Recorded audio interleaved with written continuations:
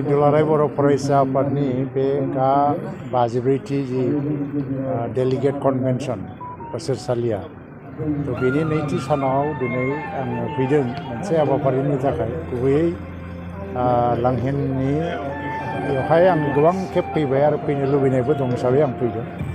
आरो ओरैनो मोनसे खन्थाइगिरि जथुम दंमोन बेखौ बेखेवनायनि हाबाफारि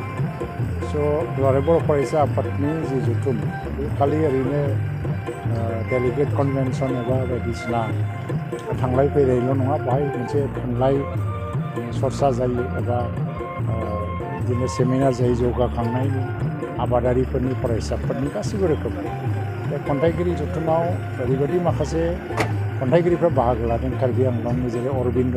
टपमस्ट सासे खन्थाइगिरि बर'नि गेजेराव प्रेमानन्द मुसाहारि सासे जारिमिनगिरिबो खन्थाइगिरिबो डक्टर अनिल बर' प्रफेसार गुवाहाटी इउनिभार्सिटि बिसेसदा दंमोन आरो बर' थुनलाइ आफादनि आगोलनि लेङाइ आफादगिरि बिदिनो गुबुन गुबुन खन्थाइगिरिफोर बाहाय बाहागो लादों आं खोब मोजां मोनो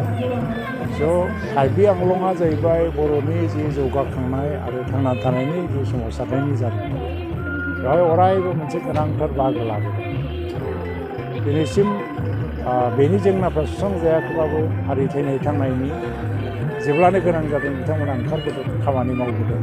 सोमावसारनायनिफ्राय लानानै थुनलाइ सिबिनायसिम मोनसे जौगामान मोनबोदों कार्बि आंलंआव बर' हारिमुखौबो जेरैबो बिथिङाव जौगामान होनानै रैखा खालामगासिनो दं आरो थुनलाइ सोरजिगिरिफोरनिबो आंखाल गैया हारि सिबिनायनि जि मोनसे जुदि एग्जाम्पोल हिसाबै जों लानांगौबा गोबांथार जायगानि बर'फ्रा हारिखौ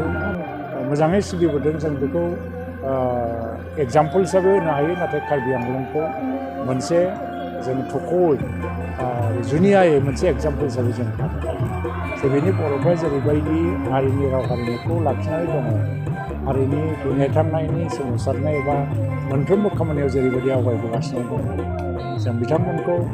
जेब्लायबो मान होनांगोन आरो बेखौ जोङो मोनसे हारि सिबिनायनि मोनसे एग्जाम्पोल हिसाबैनो जों लानो हायो दिनै फैनानै आङो जोबोद मोजां मोनदों गाबोन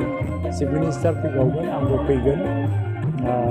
आङो सासे बाहाय आलासि हिसाबै फैनाय बादि मोना खारन दुलाराय बर' फरायसानि जथुम्मायाव आङो सासे आलासि बादि फैनाय बिदि आं साननानै लाया आंबो सासे बिनिनो बाहागो लागिरि बादि फैनानै आं मोजां मोनो आरो बे ओनसोलनि रायजो राजाफोर एबा मावथि लोगोफोरजों लोगो मोननायनि जि खाबु बेखौ मोजां मोननानै आंबो